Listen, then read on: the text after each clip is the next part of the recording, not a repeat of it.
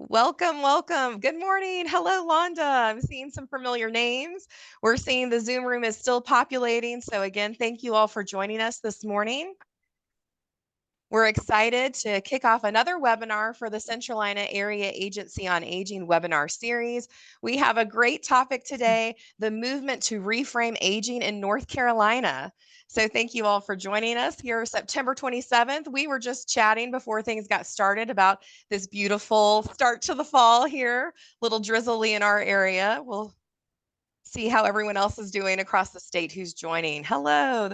Oh, hey, Julia, seeing a lot of familiar names. So I'm Katie Kutcher. I'm one of the assistant directors here at the Central Area Agency on Aging. We also have Caitlin McElrath, who is the person who makes all the webinars happen for our webinar series. And so we'll be hosting today's webinar. And we're really excited to, again, talk about this very important topic. And we know we're going to have a great crowd here today. We'll go to the next slide. So, of course, many of you are very familiar with Zoom and how things work in Zoom, but we wanted to just provide a few webinar feature reminders. So as you heard, this webinar is being recorded, which is great. So you can share it with all of your colleagues who might not have been able to join us today. You'll notice that participants are automatically muted. And since we're in the webinar feature, you cannot see other participants. You'll just see the host and our speaker today.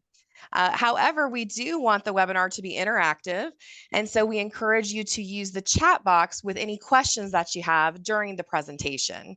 And the plan is Patricia will be answering those questions towards the end of the presentation. So just know Caitlin and I will be monitoring the chat box, and we'll get to as many questions as we can. Again, all resources, so the recording from today's webinar, the archives of our past webinars can all be found at the centralinaaging.org website. So next slide. Let's talk about today's speaker. So y'all are in for a treat. We're really excited to have with us Patricia D'Antonio, the Vice President of Policy and Professional Affairs for the Gerontological Society of America, also known as GSA, and a board-certified geriatric pharmacist. Trish directs GSA's policy initiatives and is responsible for developing relationships with organizations in the aging arena. Trish represents GSA on several policy coalitions and serves as co-chair for the Adult Vaccine Access Coalition and president of the board of the Protecting Access to Pain Relief and the chair of the Friends of NIA. Additionally, she serves as the executive director for the National Center to Reframe Aging, which is what she's here to talk to us about today. And that's the central hub to advance the long-term social change endeavor designed to improve the public's understanding of what aging means and the many ways that older people contribute to our society. So we're so excited to have you with us today. We're going to turn the floor over to you. So Katie and Caitlin, thank you so much. Thank you for the invitation to be here with all of you today. And I am so excited that you are expressing interest in joining the growing movement to reframe aging. How we talk about older people, how we talk about aging across the life course really makes a difference. And we have some research to show that that makes a difference in how we can get people to understand aging. And so we'll have a couple slides here to talk about that. A little bit about the National Center, as we talked about in my introduction here, as Katie mentioned. We are the national hub for the work that's been done around reframing aging. We, with all of you, are working to reshape the conversation about aging. And so providing the tools, the resources, so that you can start to really advance and change some of the attitudes and some of the approaches that people might have about older people, right? The assumptions that we all bring to the table from so many years. And we really, when you see this slide about cultivating the movement, we have our formal and we have our informal networks here. And so really think about that. What does that mean to be part of a movement to change culture? The program was started about 10 years ago when the CEOs of these 10 leading aging organizations got together. And the CEOs get together, I don't want to say all the time, but like every 6 months or so, they get together. And they were talking about, we all have similar missions, similar visions, but what's really holding us back in aging? And they came to the idea that ageism was really holding us back in policy around aging, about how people understand older people, about how people understand aging.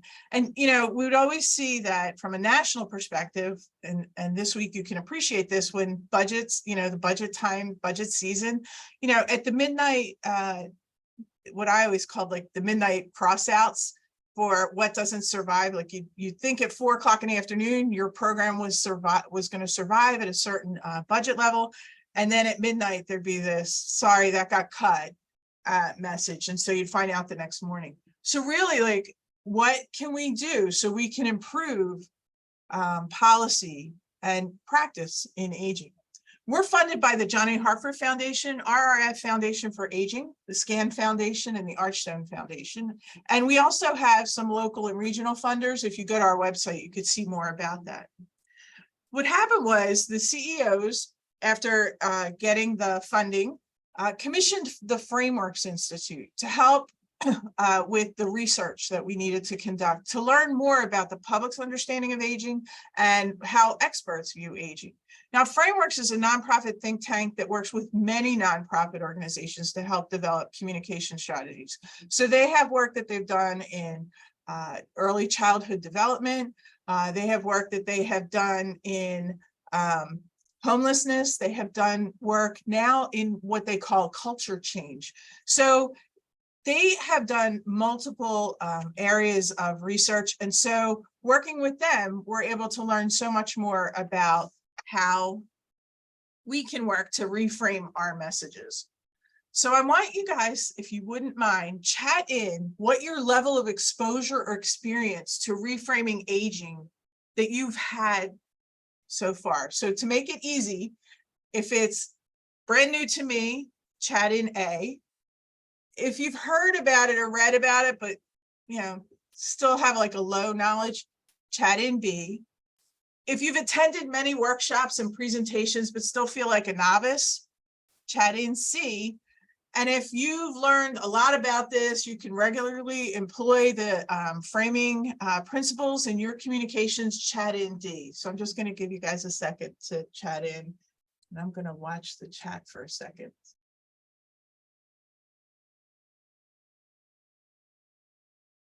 Okay, so I'm seeing B's and C's. I'm seeing some A's. I got a D. Ashley. Great. Well, thank you for sharing, because this helps with understanding the best way to move forward with the presentation too. So I think as you're all chatting in, you'll realize that your colleagues, your other people in your community, everybody's at different levels, and that's okay. And I will tell you that I work in this every day, and I learn something new every day as I'm working with this. If during this presentation I slip and I use one of the traps that we talk about, I will call that out as best I can. So I think one thing that's important is to think about when we're trying to counter ageism in this work that we do, have you seen ageism? Have you experienced ageism? Have you perpetuated ageism? You don't have to raise your hand or admit to that in the chat or anything. And then I think what's really important is for us to think about what we can do about it. And note, when we ask this question, we don't ask, have you seen ageism against older people? We say, have you seen ageism? Because it can exist across the life course, right? Now, if you said that, if you're over age 50 and you said that you have experienced everyday ageism, you're not alone. The University of Michigan conducted they conducted a national poll on healthy aging and asked about experiences with everyday ageism. Now, 82% of the respondents said that they experienced one or more form of everyday ageism in their lives. It could be exposure to ageist messages, interpersonal interactions, somebody just write back and forth to us, or internalized ageism, how I think about my age. And just to be sure that we're on the same page about what we're talking about here with respect to ageism, we look at the definition from the World Health Organization. And what the World Health Organization reminds us is that ageism exists in several forms, right? It's our stereotypes, our prejudices, and our discrimination. So how we think, how we feel, and how we act. And just for some examples of how this exists on multiple levels. Interpersonal. I mean, somebody just flat out says to you, you're 22 years old. There's no way that you can run this program. You just graduated from college. You're 73 years old. You can't do this. It requires way too much technology and you're too old to understand the technology, right? So just that back and forth, somebody might make a statement. Or compassionate, right? This is where we hear elders speak sometimes, where people will think that it's okay, but say, oh, sweetie, you don't look a day over 60. Or, oh, sweetie, you're so cute. I just love you. Well, there's ways you can express that without making someone feel almost like a child again. We look at systemic and institutional practices. So sometimes there are mandatory retirements solely based on your chronological age, right? So there are organizations that require you to retire at the age of 65 or the age of 62. And then sometimes it's self-directed. So how many of you heard somebody say, I'm having a senior moment when you can't remember where you put your keys? Now, we know that there is something that we really have to take care of and pay attention to if cognitive impairment is suspected. But we also just joke about it as if it's nothing. Or I have a pain in my back. It must be I'm getting old. And really, what you have to think about is you truly could have a pain in your back. Everybody believes that. That's not the problem. But just simply because you're 68 years old, that doesn't have anything to do with it, except that you chronologically are 68 years old. So it's important when you decide to seek help for that, that you also don't accept a healthcare practitioner saying that it's okay. I'm just, you're just older. This is what happens. It's no wonder that we have experienced this and don't even realize that we are experiencing how our biases continue, or how that forms in our brains, because we've been hearing messages all our lives about aging. So we've watched TV shows that make fun of age. We watch, or we hear jokes where people just make fun of age. And the one place that I think is really a place where we see it, where no one thinks anything of it, is with birthday cards, right? Where else would you find a message? It not only makes fun of these women's age, it also makes fun of a disability. If you think about how this woman, her neck and her back are positioned in this. So really, we just have accepted it, and we have these deep-seated messages that just call up into our brain because we've heard it for so long. Now, Becca Levy, who is out of Yale University, has done some significant research on the cost of ageism. The cost of ageism in our healthcare system is estimated to be $63 billion a year. So think about what you could do with $63 billion a year. That's 1 in every $7 that we spend on some of the most expensive health conditions is contributing to or attributable to ageism. Now, that's either we don't care for someone simply because of their age, right? So somebody's 72 years old and we forego a treatment, or it's somebody 72 years old and we overtreat, right? Because of that. So there's some really significant pieces here that we have to think about. And the attitudes and beliefs that we carry about aging also impact our health span, our lifespan. So we can decrease our lifespan by 7.5 years if we have negative attitudes and beliefs about aging.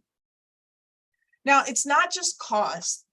Think about this, it's people. 17 million cases, right, are contributing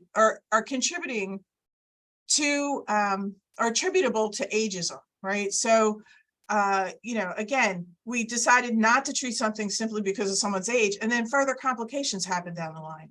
Or we decide to overtreat someone, and again, further complications happen down the line because of that.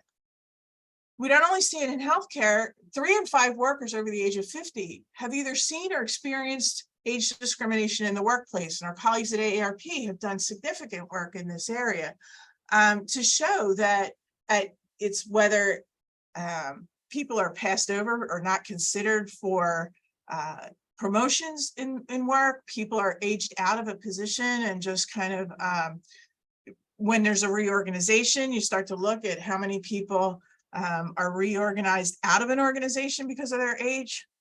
The amazing thing is remember that we have laws on the books that prevent this. So really, when we start to talk about this, we know that I'm going to say, I don't think any of you got up today and said, I want to be ageist today, right?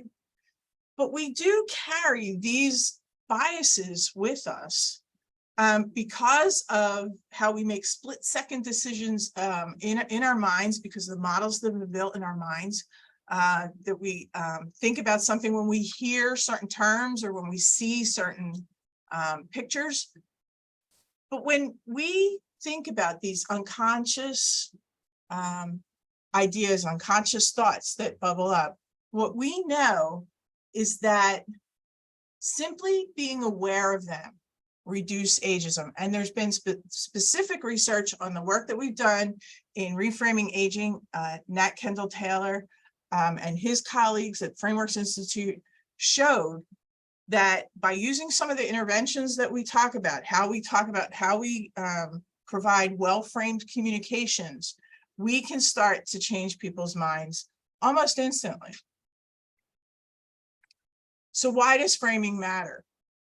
So first thing is we all frame every day. We frame about so many different things when we're talking, when we're writing a paper, if we're developing a website, and it's really about the choices. So for an example, I would say if I was going to talk about framing where we should go on vacation with my husband, right? What am I going to emphasize? He really likes museums. So I'm going to talk about all the history of the museums and, in the city that we're selecting to go on vacation. I am going to explain how it's great. There's great food. There's great, we're going to have a lot of fun and activities, because he likes to be somebody he doesn't sit by a pool all day, right? Kind of person. He's somebody who's active. What I'm going to leave out is that we're driving there, and it's likely that we're going to be driving in some pretty heavy traffic, because he just hates that. And if I mention that heavy traffic, he'll be like, let's pick another place. So think about ways that you frame in so many ways to get somebody to understand the position that you're looking to achieve. What we know is this shared communications. As we start to put the communications out, it starts to lead to a change in how we talk about reframing it, about aging, right? Specifically about aging, but this is about any topic. It gets people to start to think differently. Ultimately, it gets us to what we talked about at the beginning, that policy shift that we see, right? If our colleagues and we are in this movement starting to communicate in a certain way about aging, we know we can see a shift in the policies and practices that inform aging. One of the things I don't know if this went too big on your screen. I think something went wrong with my slide here. But what we started to do with Frameworks is we went out and we interviewed people. So we interviewed people who are experts in the aging field. And then we interviewed members of the public. Now, what I would say is, remember, we all work in aging. We consider ourselves experts in the aging field. We also are members of the public, right? So that's why I said sometimes I might slip. It takes time for us to really start to reframe our messages, or really start to retrain our brains as well. But we asked some questions that I think are really important to consider. One we asked is, how should we approach aging? Now, we work in the aging field. We embrace aging.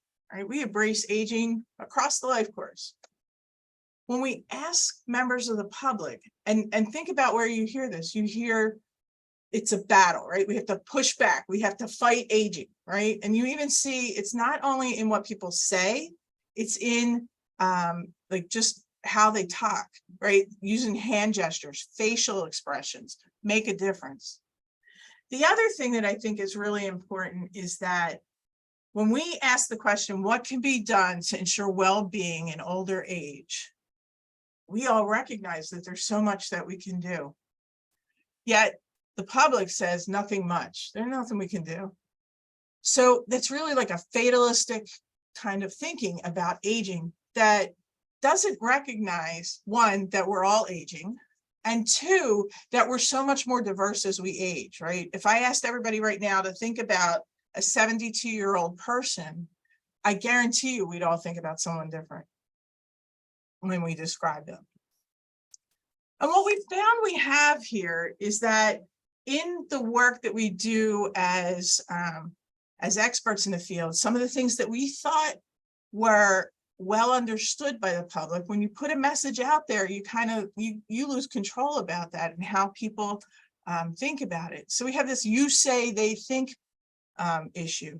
So in a room of people who work in aging, someone might say, well, the elderly people that we work with, I know we don't use the term, and we try to avoid using the term the elderly much. But if you think about it, if we're talking in a group of aging experts, we're all going to know, well, you're probably talking about a group who are 60 or 65 and over, and we recognize the diversity in this group. What happens with the public is when you put the message out there, they really think frail, they read the elderly, they hear frail and dependent, right? We talk about death, decline, and disability, right? So that's part of our challenge. What we really want to accomplish here, and what we know when a frame works, is that we're able to shift thinking in multiple ways, right? Knowledge increases, attitudes towards aging start to improve, and that's where we start to get our policy supports.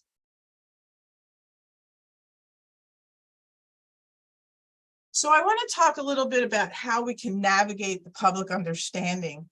And if we were in a much longer presentation, I would go through all of this like very intentionally for you to understand what each of these mean. But what we found in our research is there are traps we should avoid, and there are strategies we should advance. So today I want to focus more on the strategies to advance. I have a little bit of video about the traps to avoid so that we can advance the conversation today. But traps that we want to avoid are things like individualism, which is hard, right? If you think about American culture is built on individualism, right? We pull our boots up and we get out there and we get something done. And where you might hear that is in lifestyle choices. If you had only dieted and ate fruits and vegetables, you wouldn't have problems with obesity. If you only started saving when you were 20 years old for retirement, you'd be able to retire by now.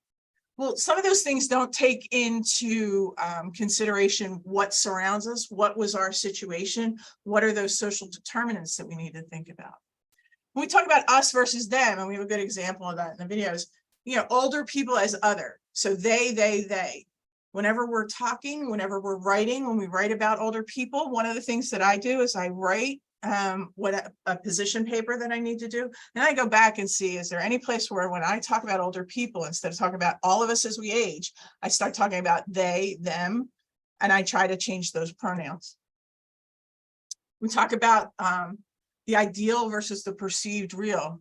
So there are people who believe either, older people are either all on cruises, right? Or everybody is in a nursing home bed and is in decline.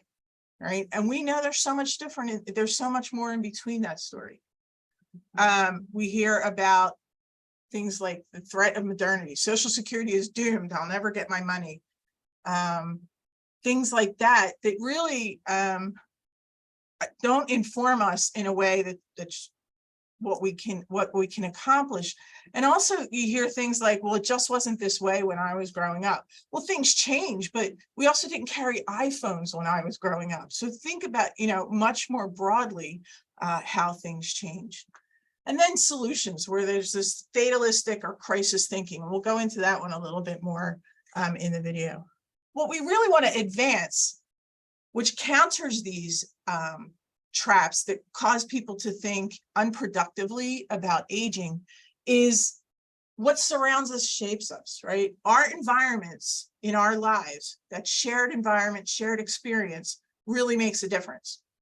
We all have a collective responsibility. We're interconnected in our communities.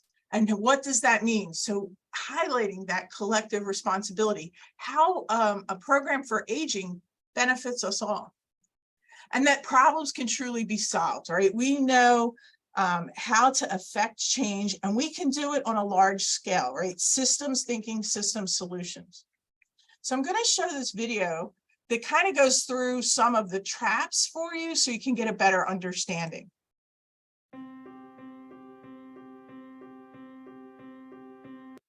Whoops. Sorry. Something happens when we talk about aging. We care deeply.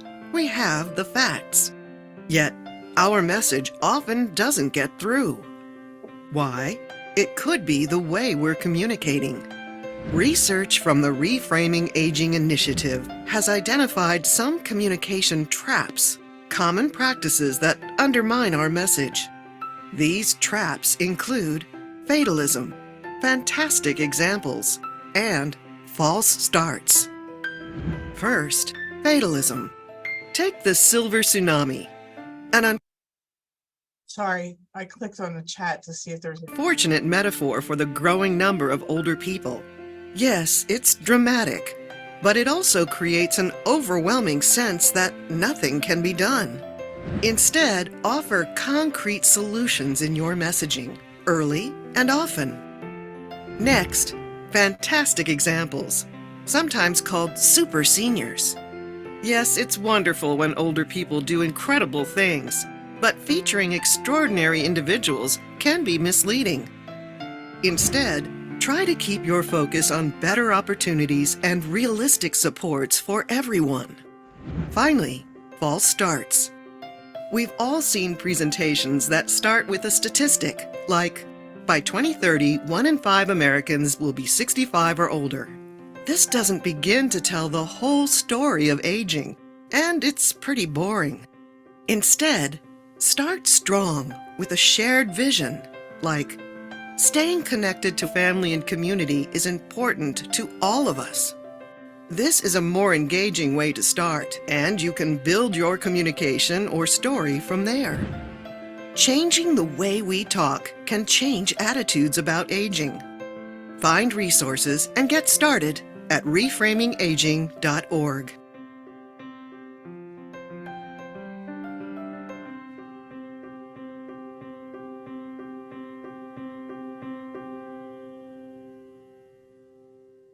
Okay, so apologies that I was clicking on the chat because I saw a bunch of messages. I didn't realize it was going to stop the video. That being said, hopefully you start to hear some of the things that we talk about and that are just part of our regular conversation, our regular communications that we publish, and think about that us versus them trap, right? So we can't support everyone. If we increase support for older people, we won't be able to support the needs of others. Now, in our work, do we know that to be completely true? I mean, we can work in an intergenerational way. We can work on programs and supports that benefit us all. Where you see like these anti-aging creams, the ads for, hey fellas, you want to get rid of that gray from your beard. Those kind of things are really cropping up and get into people's psyche about aging, and it really drives a trap that youthfulness is the only way to go, when we know that there's so much more about all of us as we age. The lack of system solutions, when we talked about, starting with statistics in a presentation, statistics are important, they can move to the second or third paragraph or the third or fourth slide rather than being the piece that we start with. It's really important for us to talk about the solutions. Then you're framing someone to think about that in a way, and then the support for why we need these solutions could be some of the statistics. But we all have to admit that we have started different documents, we have started different presentations, we have talked with people with the statistics that make a person say, well, there's nothing I can do by 2030 about this, so let me shift my perspective to something else that I can take action with. The same thing with starting with things like the demographic cliff or the silver tsunami. When a tsunami is coming towards us, we run. So who wants to engage? Like, how are you setting somebody up to think about engaging other than running away when we talk about a tsunami? It's really important that we think about these things when we communicate. It makes a difference. So I'd rather spend some time on strategies to advance. And I just look at my time because we're doing good with time. I'd rather think about the strategies that we advance that spark that accurate and more complete conversation about aging. We highlighted those a little bit, but like, what does this mean? Like, well, how do I apply this? What, you know, when you say some of these tactics, talk about the process of aging as building momentum. Think about the accumulated wisdom that we all have gained through our years of experience, right? So it's that building momentum kind of attitude that we can talk about, right? Policies support well-being as we age. Here's an example. Like, I could talk to you about this, but here's an example. The city of Boston, the Age Strong Commission, when it was time to repaint the senior shuttle, they were part of a community that was really looking to see what actions can we take to really show that we're framing aging differently. And they created the statement, transporting Boston's most experienced people. So think about that. What's that impact? So when you get on the shuttle, right, you're starting to feel a little bit better about yourself and what you internalize about aging. Your neighbors see this. And when you think about Boston with the tourism there, people who are visiting Boston see this as well. So it's really an important factor to think about as you're saying, what can I do? What can I get started with? Now, I know not everybody can do this to get involved with the shuttles and how you can change that. But here's an example. And notice that we do not use the words reframing aging in there at all. Now, maybe in the proposal for getting the budget to change the statements on the bus, there was a little bit there. But really think about that. You don't have to say, hey, world, I'm reframing aging to shift mindsets. Think about curb cuts, right, on sidewalks. Curb cuts were started in a way to help people with disabilities, right, be able to get up on the sidewalk more easily.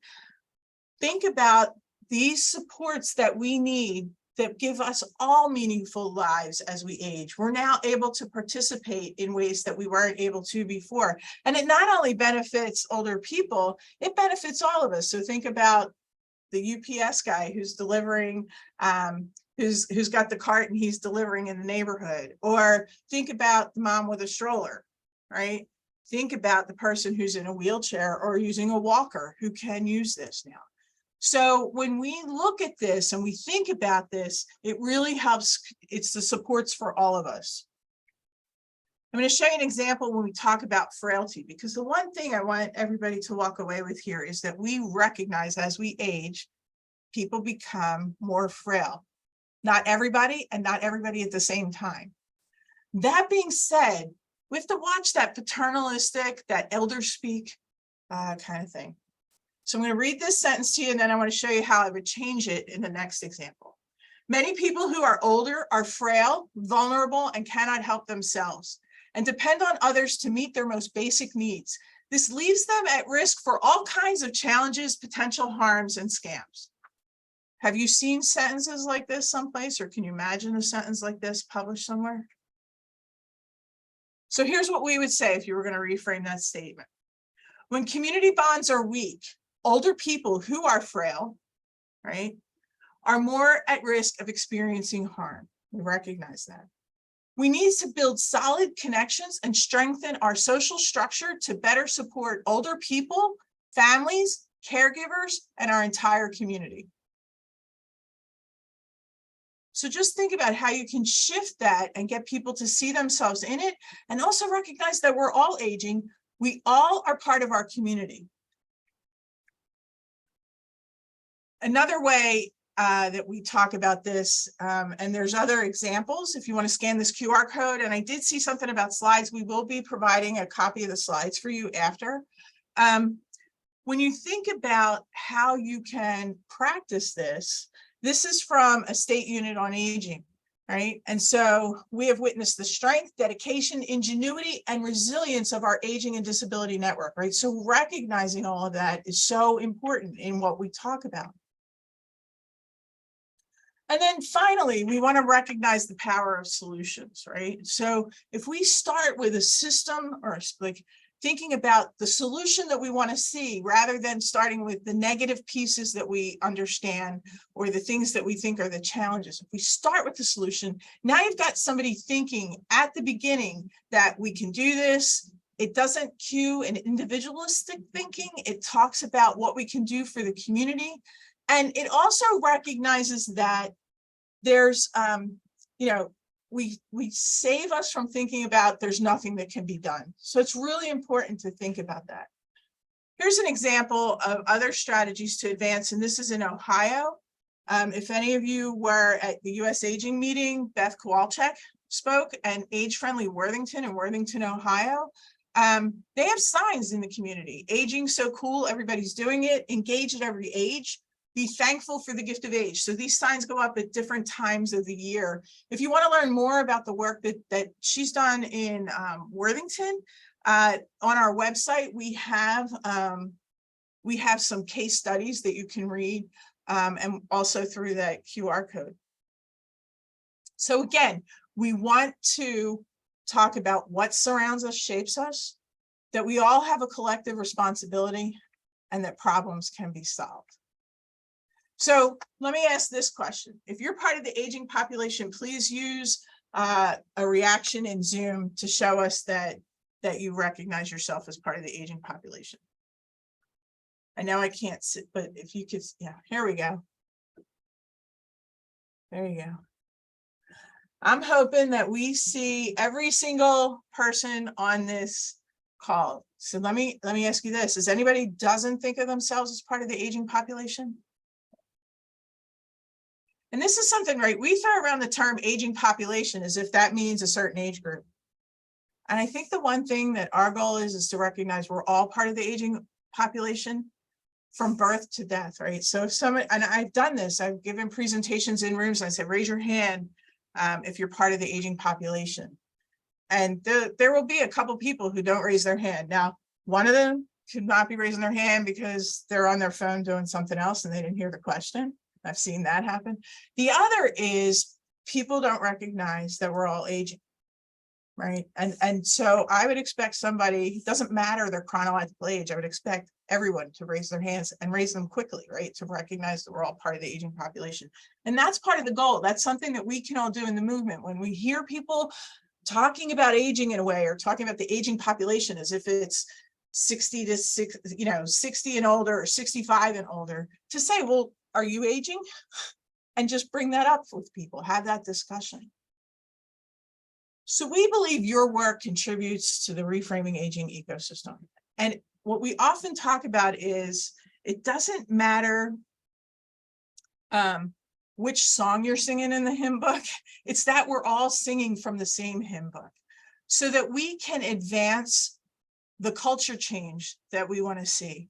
So from the National Center, we work with federal agencies to help with how language is framed from their work. We work in public health. We are working on some initiatives around reframing nursing home care. We work very closely with the Reframing Elder Abuse, with our Reframing Elder Abuse colleagues. It could be in healthcare. It could be in local collective impact projects that you have. it's researchers in academia, right? If we could get researchers to start to publish in a way that we're not always leading with death, decline, and disability, and starting with the solution, we know that's where the media picks up their stories, right? How many times have we seen something published in the newspaper or on the evening news where it says a report was released today, or a study was published today in journal of your favorite journal? And what happens is it starts to talk about the decline. Well, media picks that up from the talking points and the messaging that comes from the academic center. So there's really different ways and different opportunities that we all have to be part of this ecosystem. So from the National Center, we have multiple resources for you. Take a look at our website. We have different education that we provide on our learning management system that's available free of charge. We can provide technical assistance for you as you're starting to work on a project. Think about that. And then we have some more in-depth training that we provide as you start to think about what does it mean that you want to reframe aging in your community. So some of the resources, and we'll put this in the message that we send to you. I know that there'll be a message coming out thanking you for participating in this webinar. We have a quick start guide. And so that quick start guide gets you started. Like, you know, you don't have time. You went to this presentation and you're saying, I want to get started. And so on one column, there's, if you're writing this, try this. And it really does get you from the traps to the strategies that we want to advance. And the one that I found most helpful for me when I was getting started, and trust me, this was not an easy thing to do, because in policy, right, we're trained to talk about the crisis, right? The only way you get a policymaker to shift an idea is to talk about the crisis. But really, I had to work on stopping that crisis language at the front. And so I started thinking about how can I, you know, I'd write something and then solutions always at the bottom. So then I take that paragraph and I move it up to the top and rework the piece. So it can be done. If you're interested, there's a communications guide that complements the quick start guide that kind of starts to explain it a little bit more in depth, like why these statements, why do we recommend these to be changed? I mentioned our learning center, which includes some a variety of tools. So some of those are different handouts, some are webinars that we've conducted, some resources that you can use as you're starting to advance your work. We have a newsletter that I hope you're subscribed to already called Caravan. It comes electronically every other month, where we highlight different tips, different tools that you can start to apply. We also highlight different communities around the country and work that people are doing. And then I showed you one of our videos, but we have a series of 4 videos of the Frame of Mind video series. They're all less than 2 minutes. So if you're trying to explain it to a colleague who says, what's this reframing aging that you're doing? Or why are you starting to change the words that I'm writing? You can start to think about that. You could show them those 4 videos and it'll take you through a pretty good short reviews so that people don't have to think about this in a way. They can start to recognize how it benefits all of us. So as we're starting to wind down, I want you to do one thing. Take out your calendar, your iPhone, whatever device you use to track and plan your schedule. And I want you to go to October 27th. And I want you to put an appointment in at 10 a.m. And what I want the appointment to say is, what have I done to reframe aging this month? So research shows if you schedule it, if you calendar it, you're more likely to get it done. You're more likely to think about it. So what we hope is that as you finish today, you start to think about different ways that you can start to employ some of these strategies in your work. So we invite you to join the movement. We are on social media. We have our website. We have different tools and resources. Think about how you can be part of this movement professionally and even personally, right? Sometimes there's conversations you're in with family, right? And how do we start to reframe rather than rebut when we're talking about aging? So we invite you to be part of the movement to change American culture.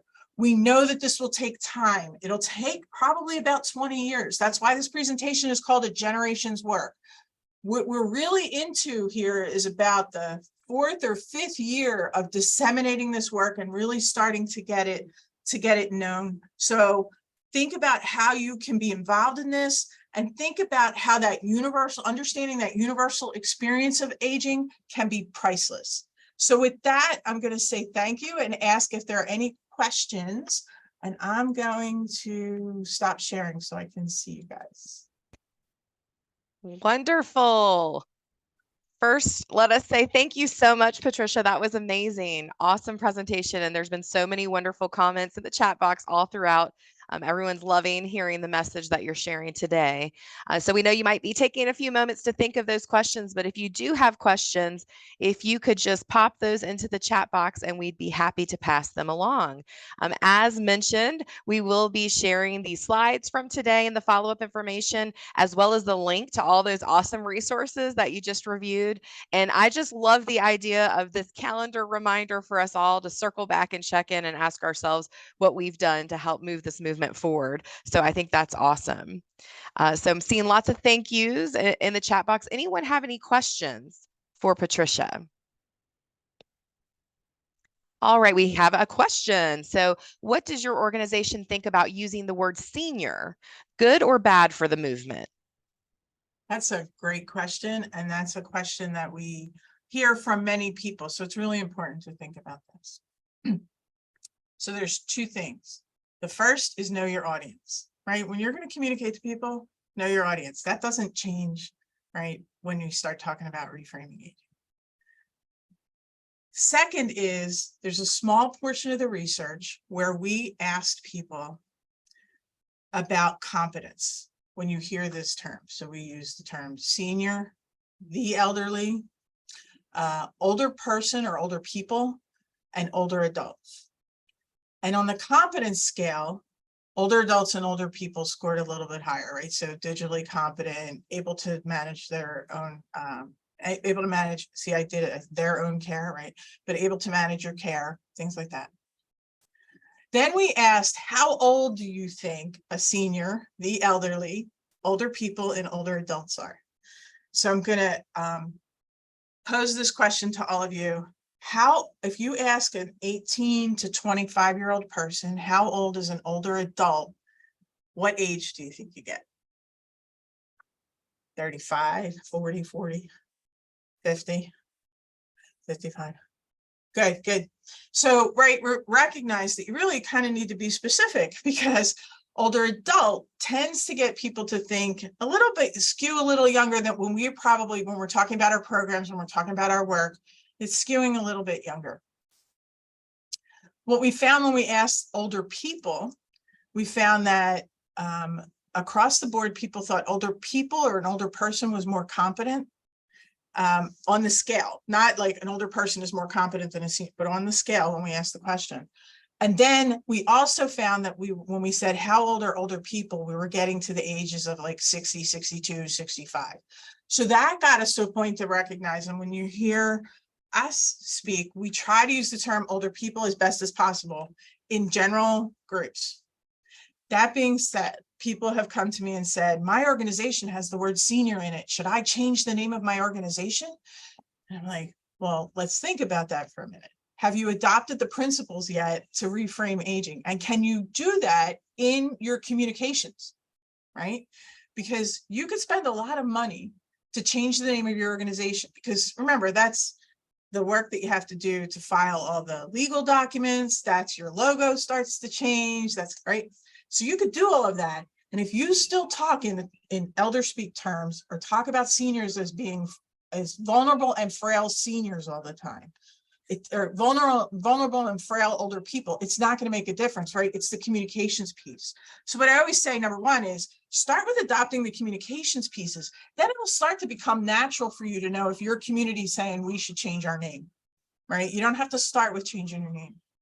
And then lastly, what I would say about that is if you're working with a group who hold on tightly to a term because it's a term of reverence and respect in the community, use the term. Your communication strategies can be a little different, right? You can adopt the principles in your communication strategies. When you're addressing people, use the term. So we know the term elder is important in communities. We know people hold on tightly to the term senior.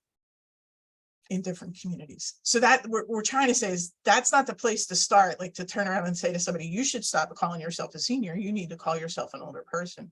If you start to bring the other principles in, it should be where people start to model your language. Right. Thank you. That's great guidance and good food for thought. Another question here in the chat box. Are you aware of any trainings out there on how to avoid elder speak? Good that you ask about that. So we do have colleagues that are working with us to develop some education pieces on elder speak. There are definitely articles out there, and I can ask my colleagues to get that for you. But what I would say is continue to watch. If you sign up for information from us, continue to watch. And I think you're going to see elder speak topic come up pretty soon. We don't have a release date yet, so otherwise I would tell you. Excellent.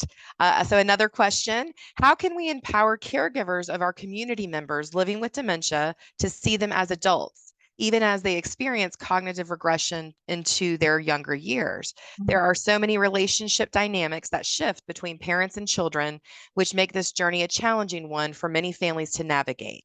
And they also thanked you for your presentation. Well, first, thank you. Second, that question, I'm going to read the question myself while I'm going through this because there's a lot in there, right? I mean, I think the one thing that we have to do is we have to respect the care that dyad of caregiver and sometimes it's not just one caregiver, right? It's that multiple caregiving experience. So we have to recognize that. I think some of the things that are important is partnered with those supports and services and working with those organizations that provide those supports and services to think about how we talk about older people, how we talk about older people with dementia is really important, because that's where, again, one is how do we get people to model, right? It's hard, and a caregiver is in a specific situation, and to say, don't talk about your mom like she's a child. Right. That's like, so when we talk about it, we always talk about reframe rather than rebut. So how can we work so that as a caregiver, I would recognize the language I should use because it's been modeled in so many different places. I think that's important. And recognize again that this is culture change. So it will not happen overnight, or, there's individuals that we work with on this. But really, if our work is done well, we should start to see the shift. And, our research shows we start to see the shift happening that really makes a difference. So, I think in some ways, it's probably working with the people who work with caregivers more than it is to try and work with a caregiver who is in that immediate situation, who you have to figure out how receptive they are to it at the time. I hope that answer. I know it doesn't answer you completely. Like I didn't give you the definitive answer about what you should go out and do this afternoon. I recognize that. I'll say that out loud first. But what I do hope is you start to think about where we can get people to model the language so that it starts to become like, well, we don't do that. When we refer to our parents, we still recognize the respect that they deserve and recognize that it's a challenge for the caregiver. Thank you. Any other questions? Caitlin, did we miss any in the chat box? No, I think you got them all. Oh, except for one that just came in.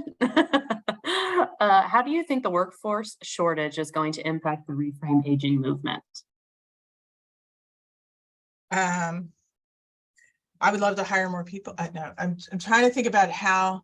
So Pam, can I ask you a question back when you say that? Is it how the Reframing Aging movement is impacting the workforce shortage? Or because I don't know that I'm impacted by the workforce shortage to advance the movement with my team. I could see that some communities, some colleagues might say, I can't do this now because I got so much to do, if that's what you meant. So I do think that there is some impact, but what I would say is there is such a movement now on understanding workforce that it's a small group of people that can make that change, and recognizing the language we use and how we approach policymakers, how we approach C-suites and talk about aging to start to be able to, apply these principles can help make the case better in organizations and in policy. And in fact, I'm aware of one of our advisory board members. He just started a podcast. He's with PHI, Robert Espinoza, and it's talking about workforce issues, and he's doing it in a well-framed way. So you can kind of hear how that can happen. And I can get you a link to that if you haven't. I think the first podcast went out like last week or the week before, but you could subscribe to that. I get nothing for promoting, but I mean, it's someplace to think about where there's specific organizations looking at workforce shortages and using well-framed messages. So I think you can do both. If that's Excellent. Thank you, Patricia. And I'm not seeing any other questions in the chat box at this time.